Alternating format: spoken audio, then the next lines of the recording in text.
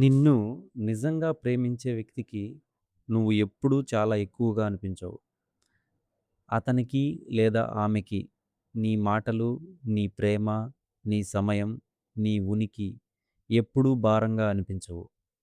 నిన్ను నిజంగా విలువైన వ్యక్తిగా చూసేవారికి నువ్వు ఎంత ప్రేమ చూపించినా అది ఎక్కువగాను అనిపించదు, తక్కువగాను అనిపించదు.